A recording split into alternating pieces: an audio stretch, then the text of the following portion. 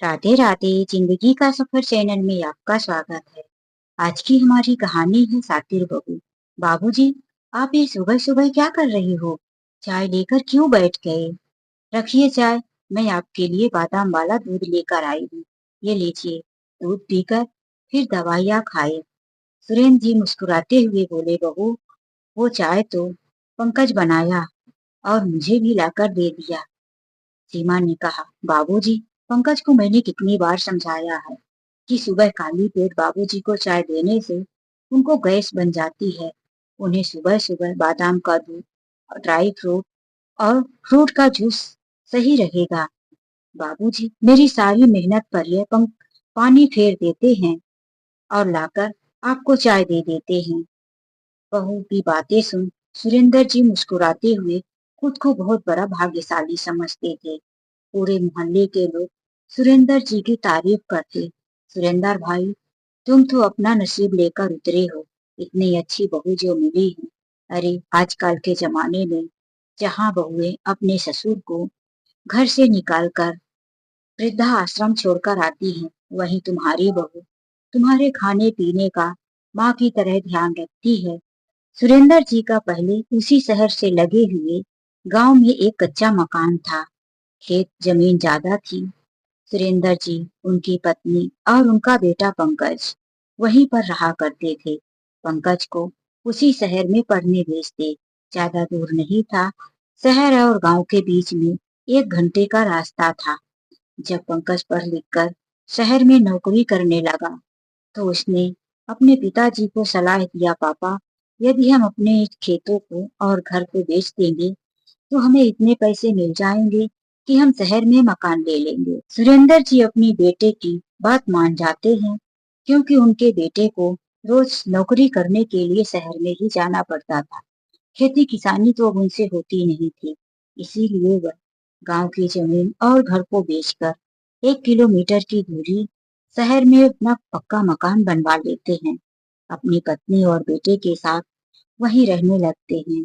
बड़े अच्छे से सुखपूर्वक जिंदगी व्यतीत हो रही थी। पंकज इतना कमा लेता था कि अपने माता पिता और घर गृहस्थी को अच्छे से चला पाए। लेकिन सुख कब तक एक इंसान के जीवन में टिकता है? सुख और दुख दोनों भाई भाई हैं। सुख आया है तो दुख को भी आना ही है। सुरेंद्र जी की पत्नी की तबीयत खराब रहने लगी थी। वही शहर के हॉस्पिटलों से उनकी दवाइयां चलने लगी। दवा चलती जा रही थी, लेकिन तबीयत में सुधार नहीं हो रहा था। उनको खांसी काफी आ रही थी। डॉक्टर ने एक्सरे चेकअप किया तो टीबी का मर्ज बताया। काफी दवाइयां चलती रही। ऐसा नहीं है कि टीबी का मर्ज लाइलाज है, उसकी दवा नहीं होती। दवाइयां होती है और कई लोग इस बीमारी से मुक्त भी हो गए। लेकिन सुरेंद्र जी की पत्नी की कुछ हालात ही ऐसी थी। कमजोरी, खून की कमी, सीने में दर्द, काफी खांसी, जिसकी वजह से वह इस बीमारी को झेल नहीं पाई। एक बीमारी के साथ साथ कई बीमारियों ने पकड़ रखा था और वह इस दुनिया को छोड़कर चल बसी। माँ जब चली गई, पंकज और पिताजी घर में अकेले रह गए। कोई तो चाहिए जो घर गृहस्थी संभाले, पिता पोते को दोनों को बनाकर 2 टाइम का खाना दे।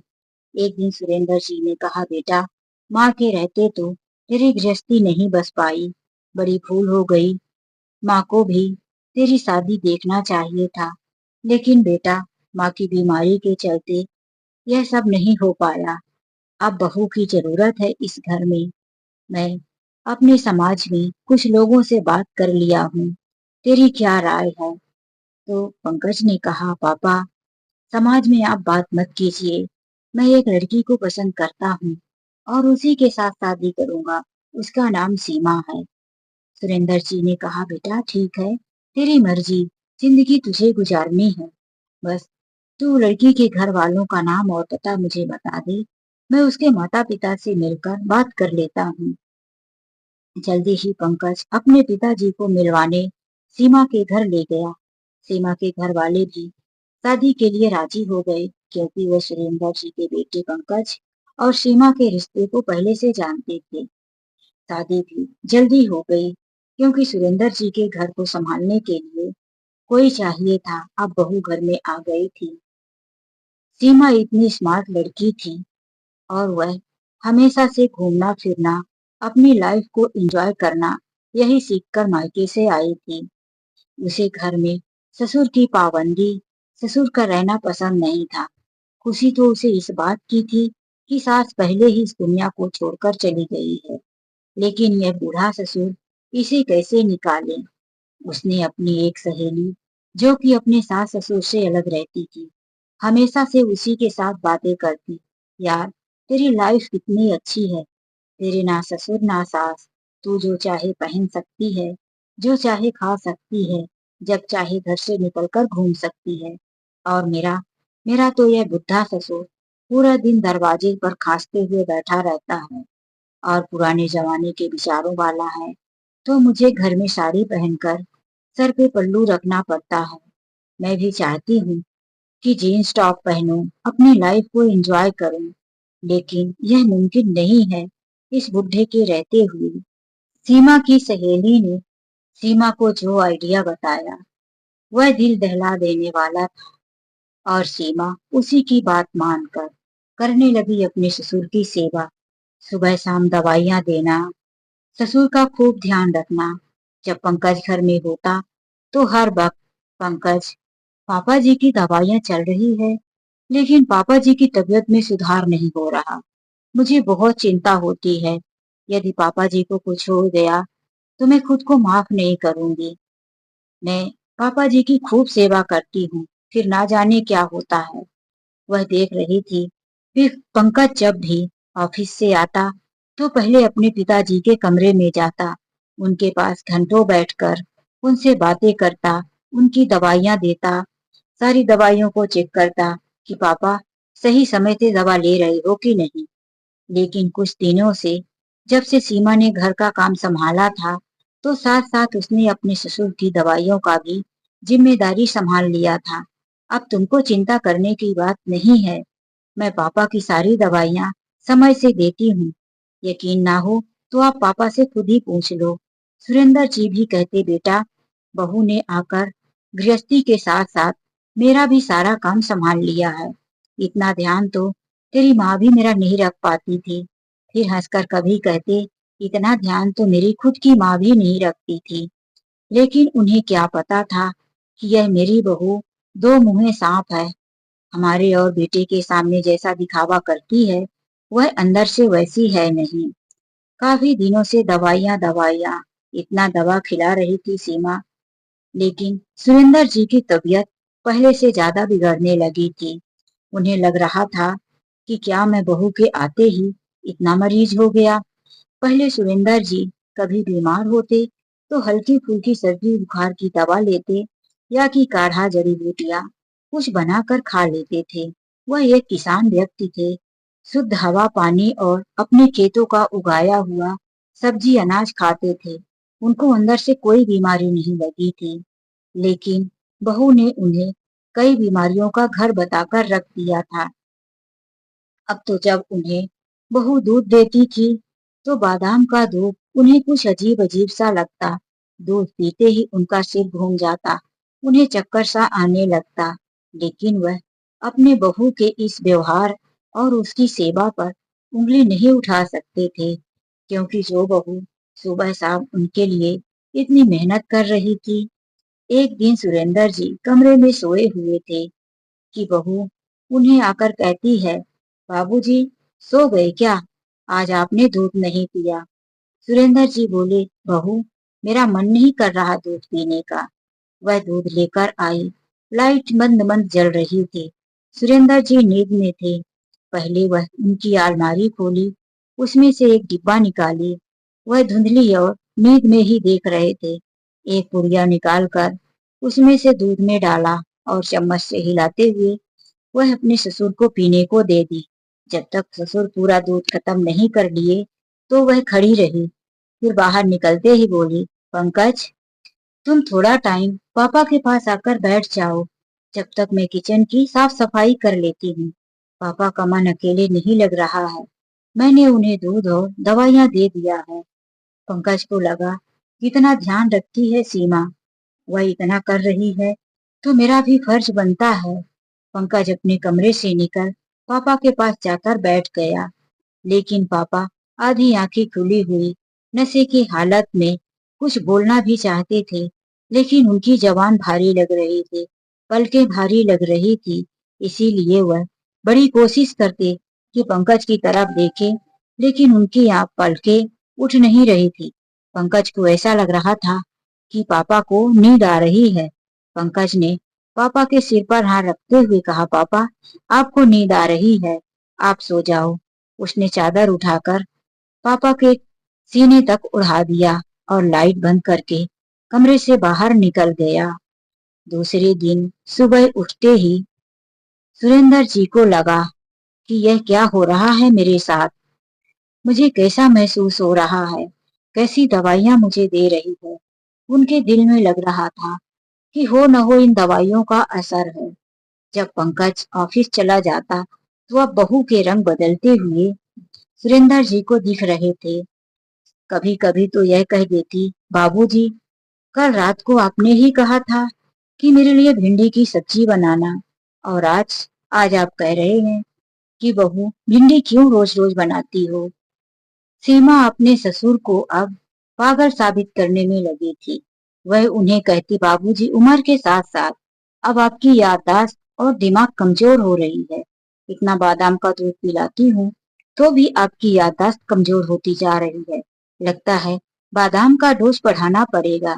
यह कहकर वह ससुर की तरफ देखकर ऐसे सातिर भरी मुस्कान मुस्काती कि यह वाली मुस्कान उसके चेहरे और उसके जो नकाब सीधेपन का था उसमें सूट नहीं कर रहा था।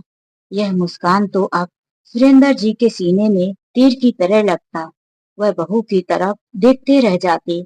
इतना सेवा करने के बाद ना तो यह थकती है और ना ही इसके चेहरे पर सिकन। यह तो कैसे मुस्कुरा रही है। सुरेंद्र जी को अच्छे से याद रहता कि उन्होंने कब कहा कि रोज रोज मेरे लिए भिंडी बनाओ, कि मुझे करेले बना कर दो। कभी कहती, बाबूजी अभी आप घर से निकलते हुए बोले कि मैं अपने दोस्त से मिलने जा रहा हूँ और आप यहीं बैठे हो। सुरेंद्र जी को इतना तो याद रहता कि मैंने कब कहा। अब वह समझ रहे थे कि यह बहू मेरे साथ कैसा खेल खेल रही है। एक दिन सुरेंद्र जी जब बेटा ऑफिस गया था तो 3 बजे उठकर अपने कमरे से घर के बाहर निकल गए। बहू को लगा कि वह कहीं दूर चले गए हैं, जबकि सुरेंद्र जी घर के बाहर ही बैठे थे। बहू फोन पर जोर जोर से बातें कर रही थी। अरे भाई कैसी दवा दिए हो, यह दवाई तो सूट ही नहीं कर रही है। बहू किचन में अपनी खिड़की के पास मोबाइल रखकर स्पीकर ऑन कर दी थी। वह कुछ काम कर रही थी, इसीलिए तो उसने उधर से बोला, अरे कैसे दवाई सूट नहीं कर रही है। बड़े बड़े ताकतवरों को यह दवाई महीने भर में पागल बनाकर रख दी है। भूलने की बीमारी से उन्हें बीमार कर दी है। और कैसा तुम्हारा बूढ़ा ससुर है कि उसे दवाई सूट नहीं कर रही। तुमने ही तो कहा था कि धीरे धीरे दवाई का असर होना चाहिए ताकि सब कुछ नॉर्मल लगे, वरना अचानक से हो गया तो सब छानबीन होगी और फंस जाएंगे। लेकिन इधर से सीमा ने कहा, होना तो चाहिए, धीरे धीरे भी असर नहीं हो रहा है। मैं कितना कोशिश कर रही हूँ, देखो मेरे पैसे फालतू नहीं जाना चाहिए। उधर से किसी ने फिर बोला, मैडम चिंता मत करो, दवाई का डोज बढ़ा दो, कुछ नहीं होगा। सीमा ने फोन कट कर दिया। सुरेंद्र जी जो बाहर निकले थे वह अब खिड़की के पास किचन के पीछे आकर छुपे थे और बहू और उस व्यक्ति की सारी बातें सुन लिए। उनका तो मानो हाथ पैर थरथराने लगा था। काटो तो शरीर से खून नहीं। आंखें फटी की फटी वह हाँफते हुए आकर बाहर बैठे रह गए। किससे बात करते, क्या कहते। फिर वह घर से थोड़ी दूर चले गए और अपनी बहन को फोन लगा दिए। उनकी एक छोटी बहन थी जिनका नाम सरस्वती जी था। सरस्वती जी अभी एक स्कूल में टीचर थी। उनका बेटा इंजीनियर था और बेटी अभी कॉलेज में पढ़ाई कर रही थी। सब पढ़ा लिखा और समझदार खानदान था। बहन को जब बताया कि मुझे कुछ बहुत अजीब सा लग रहा है सरस्वती, मैंने बहू के साथ किसी से ऐसी ऐसी बातें करते हुए सुना है।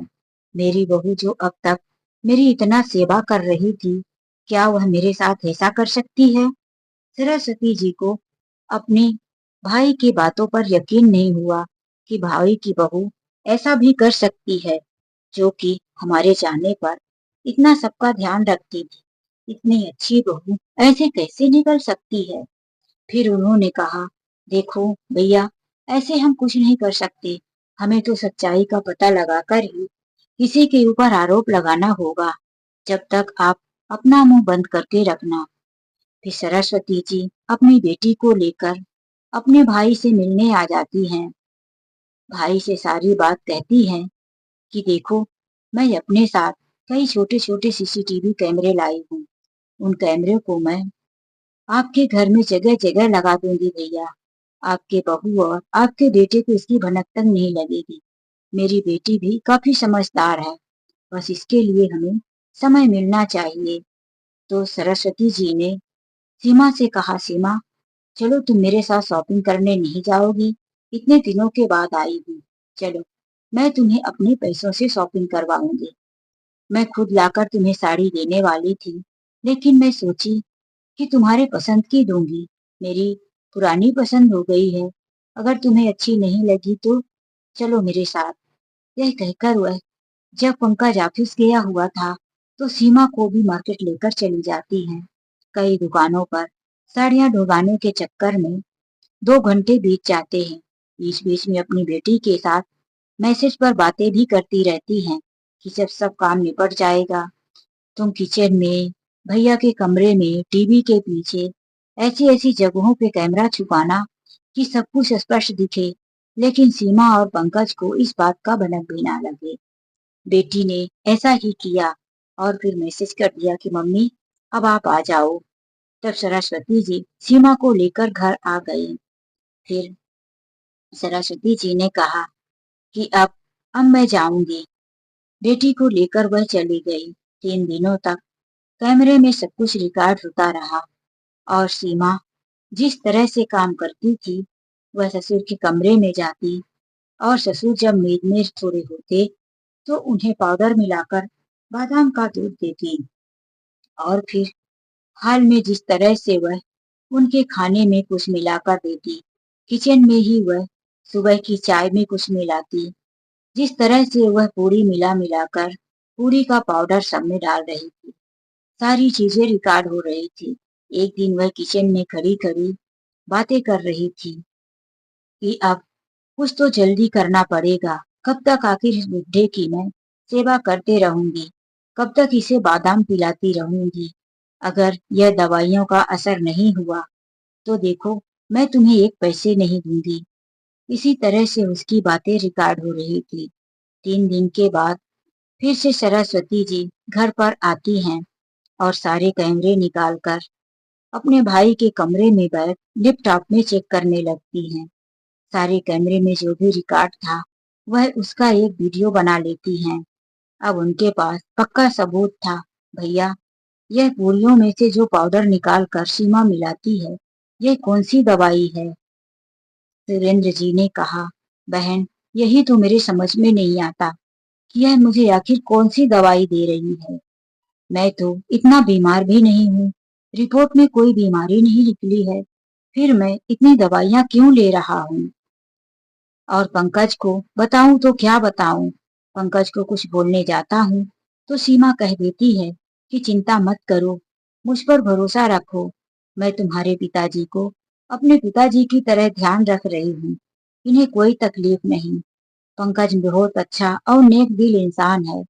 वह अपनी पत्नी पर भरोसा करता है। इसीलिए तो मैं उसे कुछ नहीं कह सका। उसी दिन शाम को जब पंकज आया, अपनी बुआ को देखकर बोला, अरे बुआ जी, आप, कुछ काम था क्या? हाँ पंकज बेटा, कुछ काम अधूरा रह गया था, वही पूरा करने आई हूँ।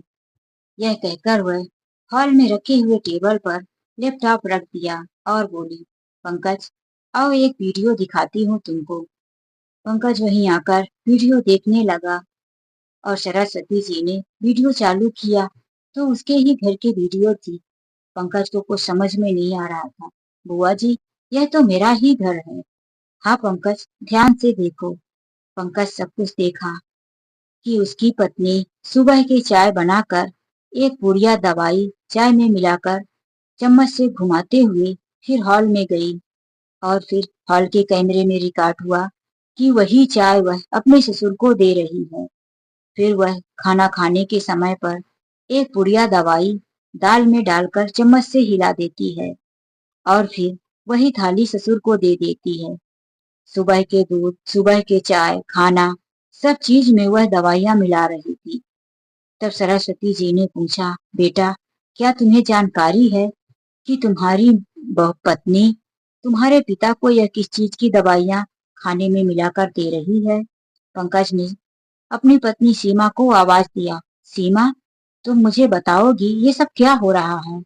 ये कौन सी दवाई है जो पापा के चाय, दूध और खाने हर चीज में तुम डाल रही हो? सीमा ने हड़बड़ाते हुए कहा, वो पापा की कमजोरी और याददाश्त उनकी कम होती जा रही है ना, उसकी दवाई है। पंकज ने कहा, कभी तुमने मुझे बताया नहीं कि उनके हर खाने में तुम दवा मिलाती हो? मुझे तो एक बार बताती। फिर आगे का वीडियो पंकज ने देखा जो सीमा किचन में खड़ी किसी से बात कर रही थी। दोनों तरफ की आवाजें भी स्पष्ट रूप से सुनाई दी। अब पंकज सब कुछ समझ गया था। वह बोला, सीमा अगर तुम अपना भला चाहती हो तो सारी दवाइयां मेरे पास लाओ। जितनी भी दवा सुरेंद्र जी के पास थी वह तो लाकर दे दिए, लेकिन कैमरे में रिकॉर्ड हुआ था कि बहू पाउडर की पुड़िया कहाँ से निकालती है। सुरेंद्र उठा और बाबूजी की एक अलमारी जो कोने में रखा था उसमें से सारा पाउडर का डिब्बा निकाला और बोला, बुआ जी मैं अभी दूध का दूध और पानी का पानी कर देता हूँ। उसने तुरंत अपनी मोबाइल उठाया और अपने एक दोस्त को फोन लगाया। उसका दोस्त एक डॉक्टर था। उसने तुरंत बुला लिया घर पर। दोस्त के आते ही उसने सारी दवाइयां दिखाई, वह पाउडर भी दिखाया। दोस्त ने चेक किया तो बोला, यह सारी दवाइयां तो किसी व्यक्ति को पागल करने के लिए दी जाती हैं। यह जो पाउडर है, यह पाउडर तो किसी इंसान को उसकी याददाश्त कमजोर करने के लिए, यह तो हल्का हल्का जहर है। इसमें किसी को यदि दिया जाए तो वह उसकी दिमाग की शक्ति, सोचने समझने, याददाश्त सब कुछ कम हो जाती है और वह व्यक्ति धीरे धीरे मौत की तरफ चला जाता है। गहरी खाई जैसे गिरने जैसे उसके दिमाग में असर होता है। यह सब सुनकर पंकज अपने सिर में हाथ रखकर वहीं पर बैठ गया और फिर पूछा, बुआ जी यह सब कब से चल रहा है? मुझे कुछ पता नहीं।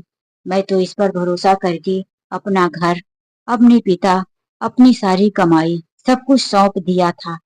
फिर एक पल गुस्से से उठा और अपनी पत्नी के गाल पर एक थप्पड़ मार दिया और बोला, तूने ऐसा क्यों किया नागिन? तुझे तो मैंने सब कुछ दे दिया था, फिर तू मेरे ही घर में रहकर मेरे पिता को क्यों डस रही थी? सीमा की आंखों में आंसू था। वह लज्जित थी, लेकिन वह क्रोध से चिल्ला पड़ी, मैं तुम्हारा और तुम्हारे पिता का प्यार देखकर जल रही थी। मैं एक मॉडर्न लड़की थी, तुम्हारे घर में आकर साड़ी के इस पल्लू में लिपटी रहती थी। तुम्हारे इस बूढ़े पिता से आजादी चाहती थी। इसमें मदद किया मेरी सहेली ने। यदि तुम अपने पिता को कहीं और नहीं रख सकते थे तो मैं भी इन्हें घर में बर्दाश्त नहीं कर सकती थी। पंकज ने सीमा की माँ को फोन लगाकर बुला लिया। 1 घंटे के बाद सीमा की माँ भी वहां पर आ गई। आते ही सीमा के माँ ने भी सीमा के गाल पर 2-3 थप्पड़ जड़ दिया और हाथ जोड़कर पंकज से कहने लगी, बेटा इसे माफ कर दो। पंकज ने कहा, माँ जी इसने माफ करने वाला कोई काम नहीं किया है। आप अपनी बेटी को अपने साथ ले जाओ, वरना मैं इसके खिलाफ पुलिस कंप्लेन कर दूंगा। मैं बहुत बर्दाश्त कर रहा हूँ। यही सोच कर कि गलती मेरी भी है। कभी मैंने इससे प्यार किया था और अपने पिताजी से कहकर इसे अपने घर की मालकिन बनाया, इससे शादी किया। बस अब मेरे सब्र का इम्तिहान मत लो। सीमा को जब पंकज ने बार बार घर से जाने को कहा, माँ मजबूर थी। माँ डर गई थी कि यदि इसे यहाँ रहने दिया तो पंकज इसके खिलाफ पुलिस कंप्लेन करेगा। सारे सबूत पंकज के हाथ में है। माँ हाथ जोड़ती रह गई, बेटा अभी तो जा रही है, लेकिन ठंडे दिमाग से सोच लेना और इसकी भूल को माफ कर देना। पंकज ने गुस्से में कहा, माँ जी, इसकी भूल माफ करने लायक नहीं है। इसका अब मेरा कोई रिश्ता नहीं है। आप इसे यहाँ से ले जाओ। मैं इसे तलाक के पेपर भेज दूंगा। सीमा की माँ सीमा को गुस्सा करते हुए उसे वहां से लेकर चली तो गई, लेकिन महीने भर के अंदर ही पंकज ने सीमा से तलाक लेने का फैसला कर लिया और उसे तलाक का पेपर भेज दिया। अब सीमा अपने मायके में अपनी माँ, भाभी और घर वालों की बातें सुन रही थी। सब लोग उसे ताना मारते थे, लेकिन अब ससुराल में भी उसका कोई ठिकाना नहीं। सीमा अब अपनी सहेली से भी बात करती तो उसकी सहेली ने भी उसका नंबर ब्लॉक कर दिया था।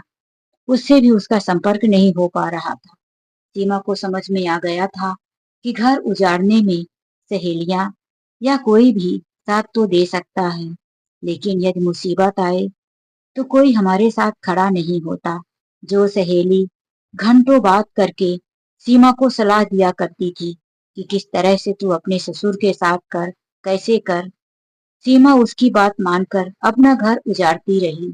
लेकिन आज वही सहेली सब कुछ जानी जब कि ऐसा ऐसा सीमा ने कर दिया, इस मुसीबत में है, तो उसे लगा कि बात करके वह कहीं मेरे पास ना आ जाए, इसीलिए उसने उसे उसके नंबर को ब्लॉक कर दिया। तो दोस्तों, इस कहानी से हमें यही सीख मिलती है कि लोग हमें सिखाने वाले तो बहुत मिलेंगे, लेकिन हमारा साथ देने वाला बहुत कम मिलते हैं। हमें दुनिया की सबकी सुनना चाहिए, लेकिन करना वही चाहिए जो हमारे परिवार के भले के लिए हो। हम अपने परिवार की बातें, अपने घर की बातें किसी और से शेयर ना करें तो ही अच्छा होगा। चलिए मिलते हैं एक नई कहानी के साथ। आज के लिए बस इतना ही। राधे राधे, जय श्री कृष्णा।